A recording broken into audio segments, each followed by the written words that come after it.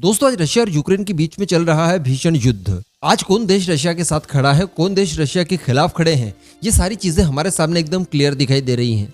लेकिन जब ये युद्ध शुरू नहीं हुआ था, जब इस तरह की केवल आशंकाएं थी कि रशिया यूक्रेन के ऊपर अटैक कर सकता है, उस समय की बात की जाए, उस परिस्थितियों की बात की जाए, तो अगर हमसे कोई ये पूछता कि कौन देश होगा जो कि रशिया के यूक्रेन के ऊपर अटैक कर देने के बावजूद रशिया के साथ मजबूती से खड़ा होगा, तो हम किसी और देश का नाम लेते ना लेते हम लोग चाइना का नाम जरूर लेते कि चाइना रशिया की किसी भी परिस्थिति में मदद करेगा, उसके साथ खड़ा होगा।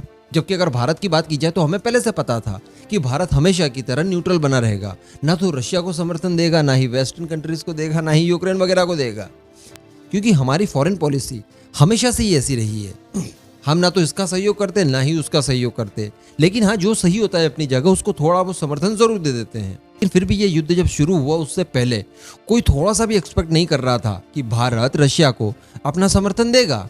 अभी दोस्तों कुछ इस तरह की घटनाएं घटित हो गई है जिसके बाद आप खुद कह देंगे कि रशिया हमेशा हमेशा के लिए अब भारत का हो गया है और चाइना ने सरेआम रशिया को धोखा दिया है। इवन रशिया ने जो एक्सपेक्ट किया था उसके 1% भी खरा नहीं उतरा है चाइना।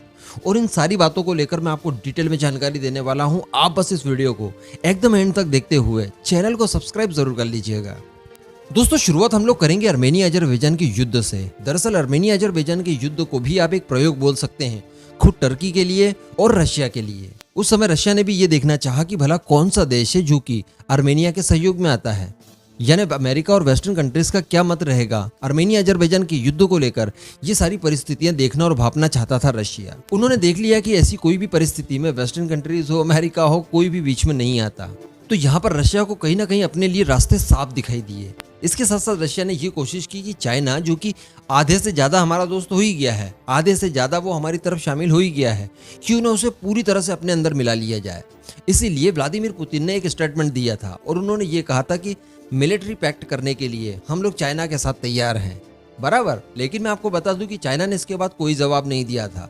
यानी पुतिन ये चाहते थे कि कुछ इस तरह का मिलिट्री पैक्ट साइन हो जाए बिटवीन रशिया एंड चाइना कि अगर एक देश के ऊपर हमला किया जाए तो वो दोनों देशों के ऊपर हमला माना जाएगा। उन्हें पता था कि आने वाले समय में हम कुछ इस तरह का एडवेंचर करने वाले हैं यूक्रेन के खिलाफ और बाकी कंट्रीज के खिलाफ भी जो सोवियत यूनियन में शामिल थी। अल्टीमेट गोल पुतिन का देखा जाए तो सोवियत यूनियन की वापसी करवाना है, उसको दोबारा से बिल्ड करना है। तो ऐसी परिस्थिति में चाइना चाहकर भी रशिया का साथ ना छोड़े, इसलिए वो मिलिट्री पैक्ट साइन करना चाहते थे।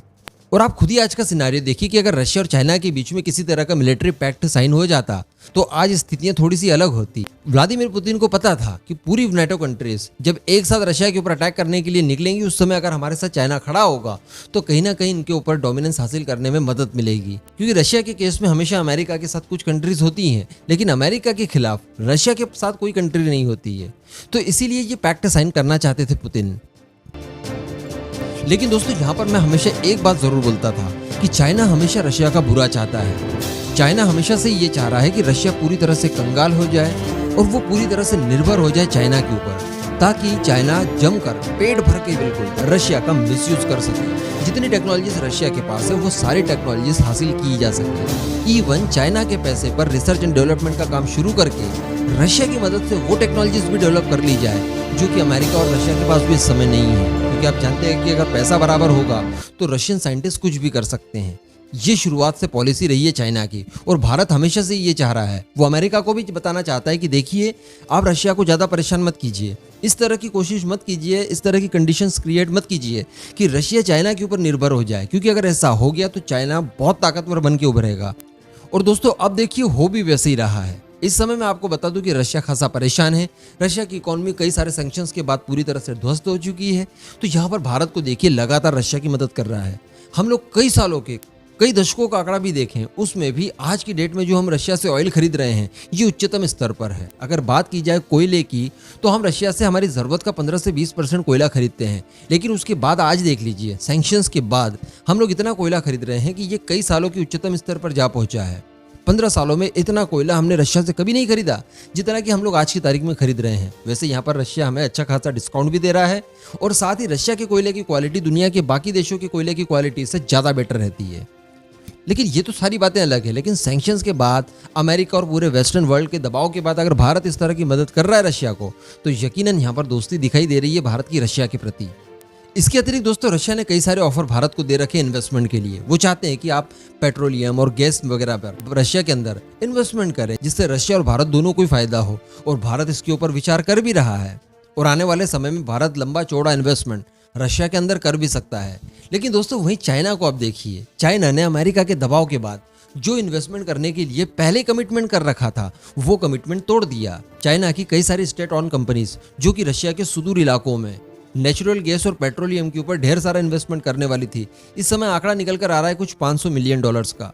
वो इन्वेस्टमेंट इन्होंने कैंसिल कर दी है अमेरिका के दबाव के बाद। जबकि अमेरिका ने जितना दबाव भारत के ऊपर दिया उतना ज्यादा बढ़कर दोस्ती भारत ने रशिया के प्रति निभाई। तो ये फर्क है चाइना और भारत में, और ये सारी चीजें अब रशिया को क्लियर हो चुकी है। इसीलिए मैंने थंबनेल पर लिखा कि हमेशा हमेशा के लिए रशिया भारत का हो गया है और चाइना ने धोखा दिया है। इस समय रशिया और यूक्रेन के युद्ध में पूरा दारोमदार भारत के ऊपर आ गया है। इनको लेकर आगे की वीडियोस में डिस्कशन करेंगे। आपका इस वीडियो पर क्या मानना है नीचे कमेंट करके जरूर बताइएगा।